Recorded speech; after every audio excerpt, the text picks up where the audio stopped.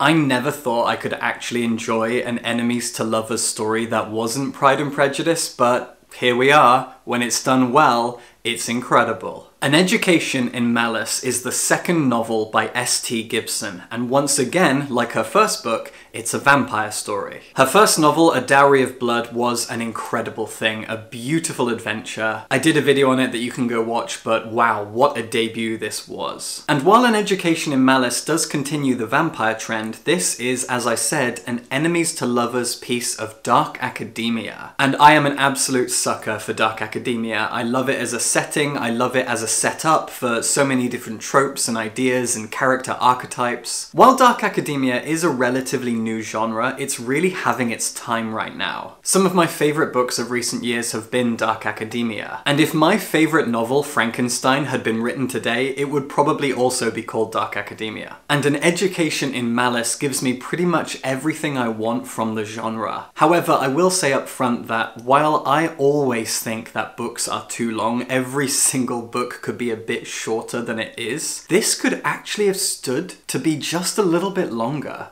And I'll explain why in a second. First, what's it about? An Education in Malice is a dark academia novel set in 1968 in Massachusetts. Even though I loved every second of this experience, I will say that there's no justifiable contextual reason for setting this book in 1968. There's nothing about that year, that time period, that makes any kind of impact. Not that it has to, but 1968 feels very, very arbitrary here. I often forgot that it was 1968, and it's not like there had to be some kind of limitation on technology in order to make the plot work. There are no contrivances here that make 1968 make sense. There are a few references to pop culture, and since this is a queer book, you could argue that it makes the queerness seem more taboo for the time, but that's about it. Anyway, this is a loose adaptation of Carmilla by Sheridan Le Fanu. I read Carmilla quite a few years ago, and it is widely regarded as the first vampire novel. It was published about 20 years before Dracula, and what's kind of funny is that Sheridan Le Fanu and Bram Stoker are both Irish, but truthfully I don't really remember Carmilla that well, and I really need to give it a reread soon. I think I have it around here somewhere. The fact that this was heavily influenced by Carmilla is very apparent straight away. Our protagonist is called Laura Sheridan, and her enemy turned lover is called Carmilla, and this is a vampire story. But the fact that it's a vampire story is not apparent straight away. Laura Sheridan is 18 years old, she's from Mississippi, and when the book opens she has made her way to Massachusetts to attend St. Perpetua's College, which, like the settings of so many dark academia novels, is an old university set in rural New England, in this case, Massachusetts. It is Laura's dream to be a writer, she's there to study literature, to do creative writing, and she's very excited by the fact that one of the classes that she's been accepted into is a very demanding, very competitive poetry class. That poetry class is led by a pretty legendary professor called de La Fontaine, and it's here that Laura meets Carmilla, a young Austrian woman who's in her third year at St. Perpetua's College. Carmilla is de La Fontaine's pet. She very clearly worships the ground that this professor walks on, sucks up to her, and the professor sees so much promise in Carmilla, hopes and predicts that she will go on to be a great poet. But Laura walks in and immediately impresses everybody, and through her poetry proves to be a match for Carmilla, and so they become enemies. We learn early on that Laura is a lesbian, although she has had no sexual experiences up until this point. And pretty early in the novel, Carmilla kind of corners her in the library and finds that Laura is reading sapphic Victorian erotica. This is a moment, and there are a few of these, where the rivalry feels a lot more like bullying. Carmilla is vicious, she's unapologetic, she is unrelenting. She has teeth. And Laura not only feels intimidated by her, but over time finds that she has a crush on her, against her own better judgment. And I can't speak for you or anyone else, but I've definitely been there. So we have a poetry class, we have an enigmatic professor, we have a rivalry between two poetry students, but where do the vampires come in? Well, the fact that this is a book heavily inspired by Carmilla, the fact that the author's first book was all about vampires, and also the fact that the blurb heavily implies that there will be vampires means that it's not a spoiler for me me to say that there are vampires, which is what I've already done. Around 100 pages into this 350-page book, so a little bit before the 1/3 mark, we find out that the poetry professor de La Fontaine is a vampire. And not only that, but Carmilla is her blood bank. She feeds off Carmilla periodically while giving Carmilla private classes. This is a very taboo situation. And you know that eventually Laura is going to find out. And if Laura has to find out, and we know that this is an enemies to lovers situation, then we know that the rabbit hole is only going to get deeper. And it is incredibly exciting. The Dark Academia setting is great. The way that the vampire aspect of the novel is explored and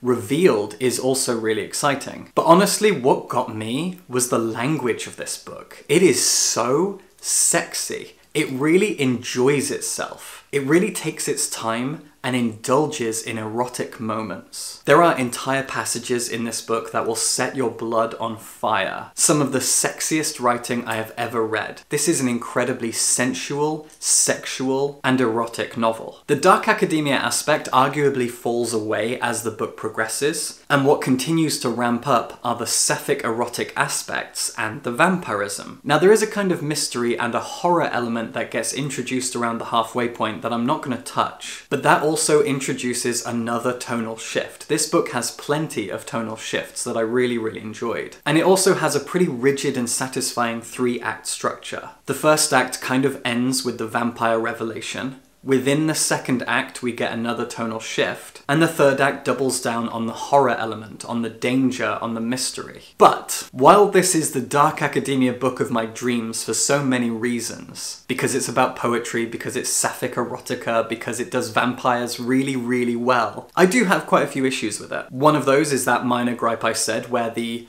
time setting has no real purpose. A much bigger issue is the entire third act. While the book continues to escalate, the third act still feels kind of empty. There is a villain of sorts that gets introduced. The villain barely has any dialogue, we barely see the villain or spend any time with them, and their motivations are murky at best. Everything we learn about the villain we hear from other characters. Characters which themselves are known for being underhanded, mistruthful, shady in some way. And as the third act builds up and builds up, we get to a point where the ending of the third act, the ending of the whole book, ends up feeling kind of rushed. I will say, however, that the final chapter is very satisfying, but the third act is definitely the weakest. The first act has so much setup, so much atmosphere. The college setting, introducing the characters, building up this rivalry between Laura and Carmilla, it is delicious. It is beautiful. The way that Gibson creates this world, spends a lot of time talking about the weather, talking about the temperature, making the world feel cold, isolated, desolate even at times. All of that is beautiful, and we really get to know these characters in the first act. It builds and it builds without being slow. The second act is just gorgeous. So much sex, so much tension, so much aggression, and so much of this is pretty taboo as well. The second act is one of the most exciting sections of a book I've read in months. I was so captivated by everything that the characters said and did, all of their behaviours, everything. It was delicious. And then the third act, as I said, is very much focused on this villain and the horror element, and it felt kind of rushed. And as I said back at the beginning, this is one of the very few books that I actually think could have been a bit longer. It's 350 pages, and I would not have been annoyed if it was 400 pages. An extra 50 pages spent at the end of the second act, beginning of the third, to give the villain more room to breathe, to allow for a more slow and tense build-up, and to just inject a little bit more horror into this horror-themed section of the book. All of that would have been greatly appreciated.